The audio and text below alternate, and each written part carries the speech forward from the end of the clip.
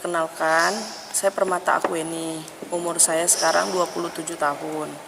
Saya anak dari Bapak Ferry yang bekerja sebagai staf ASN di Polda Jambi. Di hari ini, di tanggal 27 Januari, saya akan menjelaskan apa aja tindak pelecehan seksual yang dilakukan Papa ke saya, ke Wen. Jadi dulu pas Wen umur 8 tahun itu, ya Wen ingat waktu itu 8 tahun karena Wen masuk SD itu umur 5 tahun 5 bulan, kata mama bilang kan. Jadi Wen ingat itu antara umur 8 atau 9 tahun lah Wen waktu itu. Kan Papa punya kebun di Mestong sana di kilometer 39. Kan Papa kan kalau libur kan Sabtu Minggu.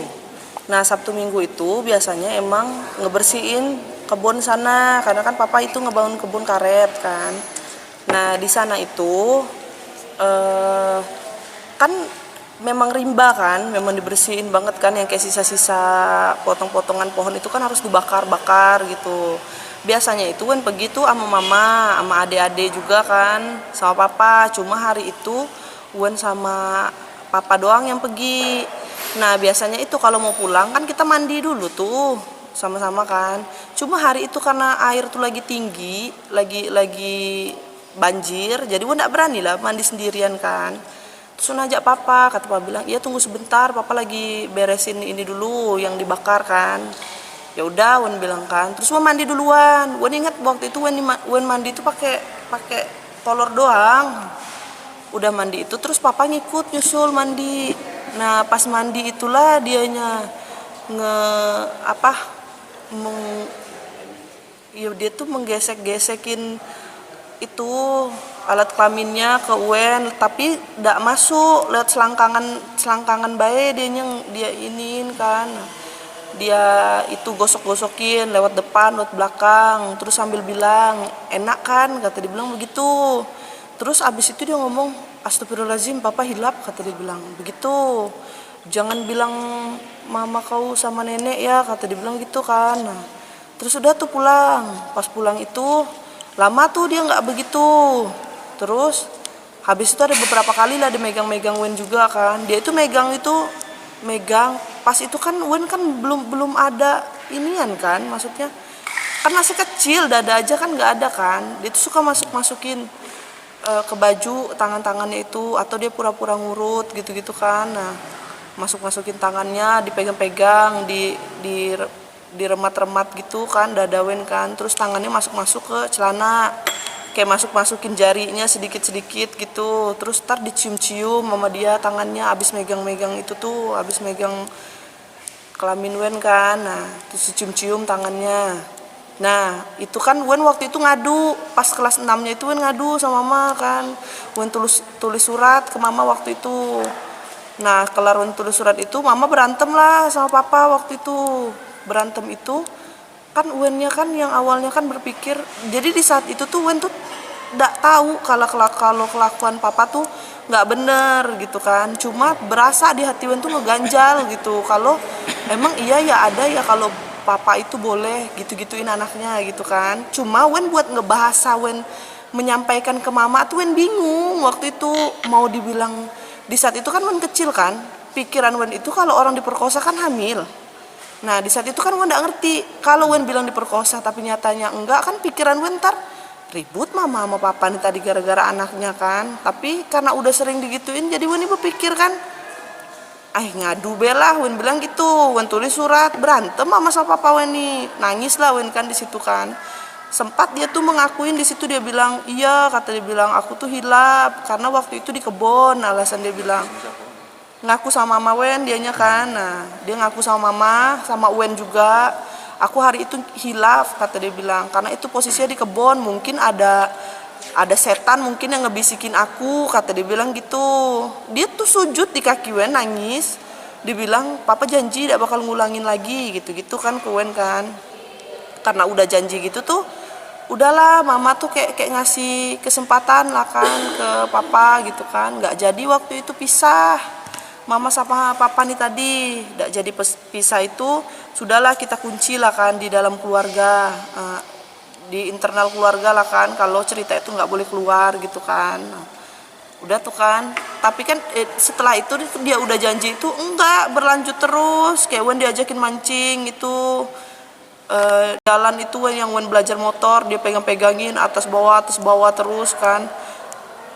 Terus sampai di tempat pemancingan itu dia mancing, dia taruh pancingnya itu, udah kelar naruh mancing itu kan kayak apa sih bahasanya kalau Jambi itu najur pancing. Kelar tajur pancing itu kan dibiarin tuh pancingannya, dia ke Wen lagi dipegang-pegang terus Wen kan, ntar kalau pancingannya digigit ikan kan ada tahu kan dianya kan, balik lagi dia ke pancingan, ntar kayak gitu be terus sampai sore. Wen balik be ke rumah itu mau maghrib sudah kan, udah mau malam kan. Seharian Wen kayak gituin terus di rumah digituin juga. Kayak terakhir kali Wen ditanyain berapa kali sama penyidik juga kan, nggak tahu Wen bilang kan nggak kehitung lagi. Wen bilang kan itu kan mulai kan dari 2007 Wen bilang kan, kalau nggak salah 2007 apa 2008 gitu. 2007 itu waktu itu umur Wen berapa tuh? Iya 8 atau 9 tahun gitu. Terus Dari 2007 tuh Wen bilang kan dia kan tinggal serumah dengan Wen bilang itu tuh kan kejadian terus berlanjut sampai 2012. Wen bilang gitu, 50, 100 ada nggak, kata bilang nggak hitung. Wen bilang kan ya karena kan sehari aja kan 365 hari kan, kita tinggal serumah sama dia terus kan. Nah dia tuh tiap hari hampir kayak begitu. Nah terus dia tuh suka kayak nonton video-video kayak gitu. video apa tuh Wen? Video film Blue itu, nonton ntar di kamar terus gede-gedein suaranya. Terus kayak pengakuan adik Wen yang terakhir yang bontot juga bilang dia tuh suka nonton kayak begitu di TV lagi, di TV gede. Orang ada adik Wen di situ, ntar adik Wen masuklah ke kamar gitu. Nah karena tahu bapaknya nonton film kayak begitu kan, sudah tuh akhirnya kan mama kan sama papa kan mau pisah. Wen buka juga lah cerita itu kalau papa tuh masih kayak begitu, Wen bilang kan. Nah dia tuh manfaatin Wen juga karena yang pas terakhir kali yang dia berantem itu kan Wen kan takut nih mama sama papa pisah kan, cerai kan. Nah semenjak itu tuh dianya kayak yang misalnya mama Wen minta duit kan, bang aku mau bayar ini nih, misal gitu mama bilang kan, dikasih duitnya itu ke mama, tapi habis itu Wen dibawa ke pinggir kulkas lah atau ke pinggir lemari lah gitu, pokoknya di sudut-sudut lah kan supaya nggak kelihatan orang. Terus dia megang-megang Wen sambil bilang inilah kan, ini karena mama kau kan gitu. Kayak yang Wen tuh sayang sama mama Wen, jadi harus rela gitu dipegang-pegang gitu sama dianya tuh. Udah itu kan sampai 2012 sampai dia pisah kan. Nah papa juga ketahuan selingkuh waktu itu di situ, samalah kasus Wen tuh juga. Setelah itu lama tuh Wen nggak ketemu sama dia sampai di 2015 Wen ini udah nikah waktu itu. Kan pikir Wen kan papanya udah berubah, jadi Wen sempat waktu itu kayak mikir udahlah papa dia udah berubah gitu. Nah kan udah lama juga kan kejadian dari Wen kecil kan. Jadi di 2015 itu adalah istrinya ngajakin tidur di rumah dia. Wen lupa daerah mana waktu itu karena dia istri papa yang baru, yang baru, si Bunda bilang mau tidur nggak tempat Bunda gitu. Terus Bunda bilang papa nggak ada kok di rumah, papa lagi piket. Waktu itu papa belum di Polda, masih di Samsat Talang Banjar kan. Dia waktu itu ada piket malam lah kan di situ di Samsat itu. Jadi nggak tidur di rumah, jadi posisinya di situ Wen, si Wita, adik Wen, sama Bunda yang tidur di rumah itu. Udah tidur kan Wen di situ. Nah, terus papa kan balik pagi karena kan papa piket kan malam kan begadang kan. Jadi papa tidur di rumah waktu itu. Udahlah kayak biasalah di rumah, Bunda masak, terus karaokean di rumahnya dia kan. Terus pas sore itu pas mau pulang, jadi dalam kamar nih papa tuh posisi dalam kamar itu Wen, Wita, adik Wen, Bunda, istrinya papa, sama papa berempat kan di situ. Nah, udah berempat itu di kamar, papa nih lagi sholat asar. Wen lagi pakai jilbab waktu itu. Kan papa sholat di sini, ini ada lemari gede kan, ada kacanya. Pakai kerudung lah Wen di situ kan, sambil berdandan lah Wen ingat waktu itu. Terus adek Wen ini juga mau pakai kerudung. Pas adek Wen mau pakai kerudung itu, mau pakai dalaman kerudung kan, mau pakai ciput. Terus karena ciputnya nggak ada di kamar itu, bunda ciput mana, kata adek Wen bilang, ada di kamar sebelah. Jadi ada kamar lagi satu kosong tempat dia naruh pakaian-pakaian yang belum dilipat gitu kan. Nah, dicarilah sama adek Wen ke sebelah kamar itu. Terus sama adek Wen tadi nyari nggak ketemu. Karena nggak ketemu itu teriak kan adek Wen dari kamar itu, bunda ciputnya mana gitu, kok nggak ada gitu kan. Udah tuh kan, karena nggak ada, bunda Wen ini tadi nyusul ke kamar sebelah ngikut adek Wen nyari ciput itu. Jadi kan posisinya kan di kamar ini jadi Wen sama papa doang nih berdua nih kan. Nah, papa tuh lagi sholat, berhenti papa tuh sholat, megang-megang Wen. Sambil megang-megang itu dia bilang, oh kau sekarang sudah besar yo kau, kata dia bilang kan. Nenek kau sudah dipegang-pegang lah sama laki kau, sudah kentot-kentotan lah kau dengan laki kau. Kayak gitu dia tuh megang-megang Wen tuh kan. Terus karena pas bunyi langkah kaki, kan istrinya tadi kan di kamar sebelah kan. Bunyi langkah kaki istri yang tadi mau ke kamar itu lagi, langsung cepat-cepat dilepasnya Wen. Pas dia lagi megang-megang itu dilepasnya Wen kan, langsung dia pura-pura balik sholat lagi. Hari itu tuh. Terus kan Wen waktu itu ngadu, Wen bilang sama adik Wen, hari itu Wita, Wen bilang kakak digini-giniin, Wen bilang gitu kan sama Wita. Terus adik Wen ini ngadulah ke keluarganya papa, ke adik beradiknya papa kan. Terus nggak lama habis tuh Wen ingat, Wen ditelepon sama bunda sama papa. Bunda di situ marah, kata dia bilang, kau memang dasar anak durhaka kau ya, kau memfitnah bapak kau ini gitu, marah-marah kan di HP itu. Terus kayaknya HP itu diambil sama papa. Kata papa bilang, ngapain aku mau megang-megangin nenek kau, kata dia bilang. Mending megang-megangin nenek bunda kau, tahunya nenek bunda kau besar, kata dia bilang di HP itu. Ya Wen kan yang dari kecil kayak yang gak pernah dipercaya, sampai tetangga-tetangga Wen juga bilang kan, Wen ini berbohong, Wen ini apa, sampai Wen terakhir sampai besar 2022 masih ada tetangga Wen yang ngomong, kau gak boleh Wen gitu sama bapak kau, durhaka kau, kata dia bilang kan. Ya kan sekarang berlogika bela, masa iya ada anak yang memfitnah bapaknya untuk halal kayak gitu kan, buat apa kan. Terus apalagi sampai Wen viral nih, Wen berharap Wen telepon mama Wen waktu itu. Wen bilang kan, mak, Wen bilang, aduh dak apa nelpon, Wen bilang kan, nelpon apa bertanya kayak gitu. Nah, nanyo ke mama, maksud Wen tuh, maksud Wen kan ini sudah viral, terus kan dia tahu nih korban-korban yang lain pun pada ngomong gitu kan, bukan Wen baik kan. Berarti korbannya bukan Wen baik? Bukan, jadi korban Wen tuh adik-adik Wen pun. Terus anaknya Aibtu Desman yang kasus penelantaran anak ini nih. Nah, itu kan kasus yang penelantaran anak ini KDRT. Itu kan dianya itu kan nggak nafkain anaknya juga kan. Papa kan juga dulu nggak nafkain anaknya. Wen juga dari zaman sekolah kan Wen ngikut PPLP waktu itu, ngikut taekwondo, melatih sana melatih sini. Buat apa? Buat jajan. Karena papa waktu itu kan memang jarang banget ngasih duit kan. Nah, mungkin diajarin sama adeknya ini, jadi nggak mau biayain anaknya. Terus kan si sepupu Wen itu dipukulin juga kan sama orang tuanya, sama ibu tirinya itu.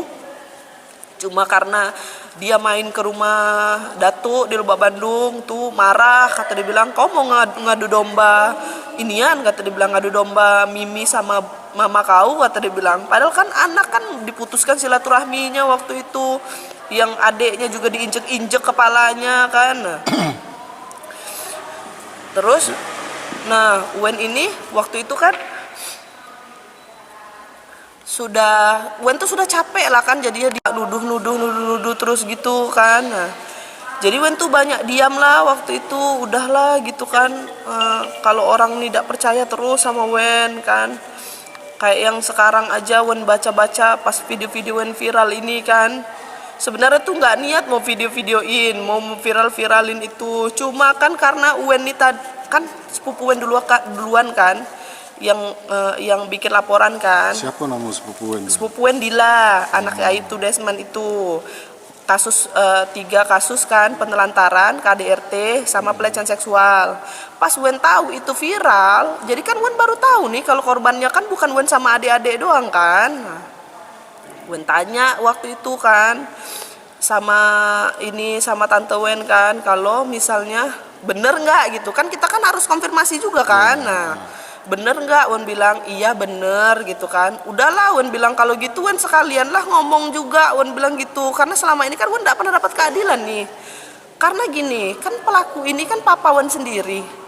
Wen suatu saat ada urusan, ada keperluan, kan dikit-dikit kan nanya kemana? Ke papa kan, ketemu lagi. Jadi trauma Wen tuh udah hilang-hilang kan. Jadi tuh sebenarnya tuh jangankan mau ketemu, dengar suaranya aja tuh Wen takut. Jadi, kadang tuh Wen diperlakukan tidak senonoh seperti itu dari umur 8 tahun sampai dengan umur? Sampai 2015. 2015 18 tahun. 18 tahun umurnya. Habis itu kan, habis yang ini tuh, yang berita yang viral itu kan, pas Wen udah konfirmasi ternyata benar kan, Wen baru tahu nih kalau korbannya kan banyak kan, bukan Wen doang kan. Nah, terus Wen cari-cari tahu lagi lah ke sepupuan yang lain, Wen telepon nanya lagi gitu kan, Wen memvalidasi lagi bener nggak gitu kan. Nah ternyata bener, Wen telepon juga tuh bener. Iya kak, aku juga, ini juga gitu kan. Nah pada kena semua. Terus pas viral itu memang adek Wen yang entahlah mungkin udah greget juga kan, biar sekalian kepalang tanggung kata adek Wen bilang. Nah, biar sekalian ini, biar pada tahu kata adek Wen bilang, jangan dari dulu dibilang berbohong terus dibilang anak durhaka terus kata adek Wen bilang kan. Siapa nama adek Wen itu? Wita. Wita ya. Wita ini diperlakukan sama seperti Wen. Sama, cuma nggak sebanyak ya? Wen. Kalau menurut pengakuan dia itu ada 1 kali gitu, waktu pas dia kecil. Kalau adik Wen yang bontot itu, Wen dia mungkin nggak bisa nggak inget, karena pas kejadian dia itu dia masih umur 3 atau 4 tahun gitu, masih pakai pampers adik Wen tuh. Nah, sudah itu diperlakukan seperti itu juga oleh papa. Wen yang lihat, kadang dia tuh suka nyenterin itu punya adik Wen tuh kan, di senter. Terus ntar dipegang-pegang, ini apa ya, pokoknya kayak dibuat kayak main-mainan. Jadi namanya anak kecil kan ngikut aja kan jadinya kan. Nah ntar habis pegang-pegang gitu, dicium-cium tangannya gitu. Wen juga dulu pernah ditelepon sama dia waktu itu pas Wen udah nikah. Wen kau di mana? Kata dia bilang kan, di rumah mertua Wen lah. Wen bilang, laki sama mertua kau mana? Mertua Wen adalah tidur. Wen bilang, kalau laki Wen lagi masuk malam, piket malam, bilang, kau bisa dak kesini, papa lagi piket nih di Samsat, kata dia bilang. Kalau kau kesini tapi diam-diam jangan bilang mertua kau sama laki kau, kata dia bilang. Biar di sini ntar kita bisa cium-ciuman, kata dia bilang. Ntar papa kasih duit lah, kata dia bilang. Sampai ngomong gitu papanya? Nelpon. Waktu itu nelpon Wen. Udah pas sampai yang viral itu kan, Wen kan ada nanya sama tante Wen kan, Wen bilang kan Dila kan yang ngaduin kasus pelecehan ini, nggak mungkin kan. Wen bilang bahwa Wen juga, Wen bilang gitu. Terus kan Wen nunggu nih Polda manggil Wen nih. Nggak ada panggil-panggilan waktu itu kan. Nah terus kan Wen nanya terus perkembangan, ada nggak teh? Belum Wen. Ada nggak teh? Belum Wen. Nah entahlah adek Wen greget atau gimana kan, masukin video itu kan. Tante Wen sempat nelpon lah minta maaf ke Wen. Wen maaf ya kok jadi viral, kata tante Wen bilang gitu. Ya Wen bilang lah enggak kok teh. Wen bilang kan memang adek Wen yang masukin. Waktu itu pertama kali viral itu video dari akun Dark News, itu dari Facebook terus ke Instagram terus nyebar habis itu kan.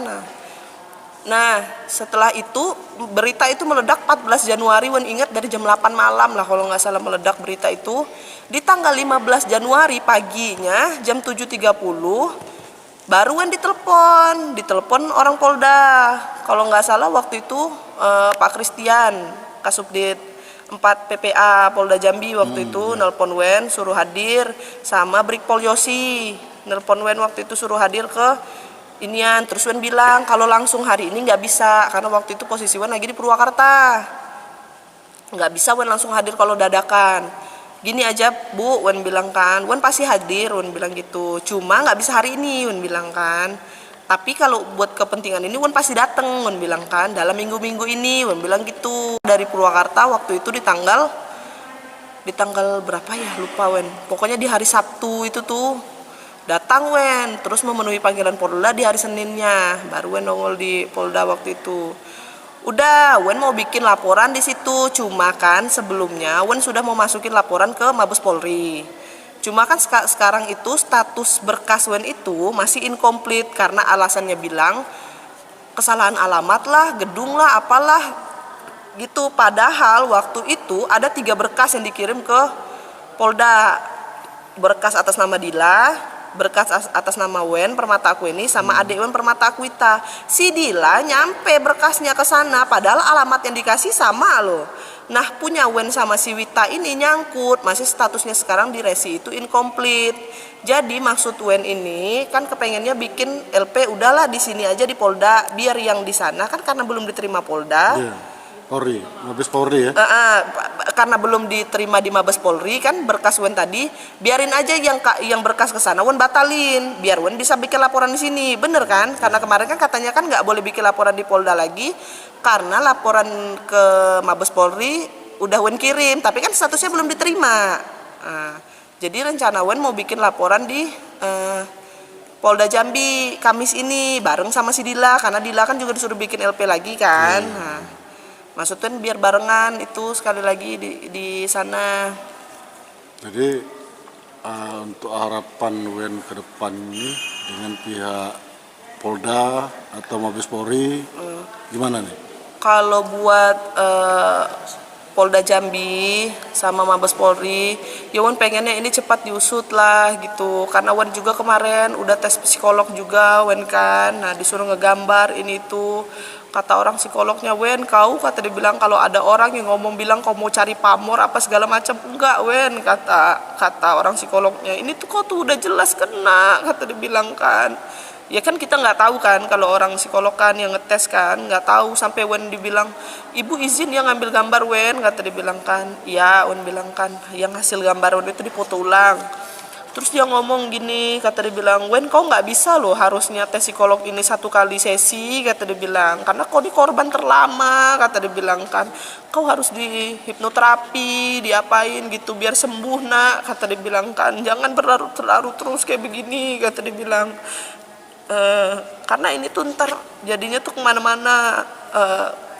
Kalau misalnya apalagi Wen sekarang punya anak, kata dia bilang kan, pasti ke anak tuh overprotective. Memang iya Wen, anak Wen nggak pernah main keluar kan, memang Wen kurung terus di rumah. Kenapa bagi Wen kejahatan seksual tuh ada di mana aja. Wen bilang ke anak Wen masih yang kecil-kecil, Wen bilang, Dek, Wen bilang, Diesel Daren, kalau ada yang nyentuh bagian Diesel Daren, baik pantat Wen bilang, baik yuyungnya Wen bilang kan, tanpa si izin Diesel Daren, kadung mama Wen bilang kan, karena bagian itu yang punya hak tuh Diesel Daren, bukan orang nak, Wen bilang. Sampai begitu Wen ngomong sama anak-anak juga kan. Udah tuh. Terus Wen berharap juga buat bunda juga. Wen tahu, kalian tahu agama semua sekeluarga, sholat nggak pernah tinggal, makanya masih ada yang ngomong Wen memfitnah orang tua segala macem. Karena bunda aja, maaf nih Wen bukan melecehkan, bukan inian ya, bukan mengarah ke menggiring opini atau apapun. Memang bunda tuh kerudungnya panjang, kelihatan orang sholat terus, ini terus. Maksud Wen kalau dulu bilang Wen memfitnah, bukalah matanya, sekarang korbannya tuh banyak. Nggak ada anak yang mau memperburuk, memperjelek bapaknya tuh buat apa Wen? Dibilang Wen, iyalah bapaknya sekarang karirnya sudah bagus, makanya bapaknya anaknya mau ngancurin karir bapaknya. Wen tanya, bunda pun pasti merasa, apa selama ini benar adanya, kalau benar menafkahi kami untuk buat sekolah segala macam? Enggak. Mau sebagus apa karir papa tuh nggak ada yang benar-benar gini kan anaknya. Nih kayak adek Wen sekarang ikut Wen kok yang buntut. Karena apa? 300.000 3 bulan sekali. Bunda pasti tahu. Jangan selalu tutup-tutupi papa terus. Buat apa anak-anaknya inian? Pertanyakan ke diri bunda juga, ke papa juga. Sekarang tuh korbannya bukan cuma Wen doang, adik-adik, terus pupu-pupu yang lain kan sudah pada ngomong memang jadi korban papa. Seenggaknya terketuklah hatinya, bertanya, bener nggak kelakuan suaminya kayak begitu? Wen juga selama kasus ini viral, Wen berharap papa ada nelpon, ada apa. Karena sejujurnya sebelumnya Wen masih buka pintu maaf. Wen mau berharapnya papa ada nelpon, ada ngedatengin mama ke rumah gitu kan. Seenggaknya kalau malu minta maaf ke anak, mungkin lewat mama minta maaf. Tanya ke mama. Mungkin di saat itu kalau mama yang ngebujuk Wen, sudahlah Wen, kasihan gimana pun papa kau. Mungkin Wen berhenti, ndak jadi Wen ngelanjutin ini dah. Tapi apa? Papa malah bikin statement bilang saya dipitnah, ndak ada pernah ngelakuin itu. Ke orang-orang lain juga ngomong kayak gitu.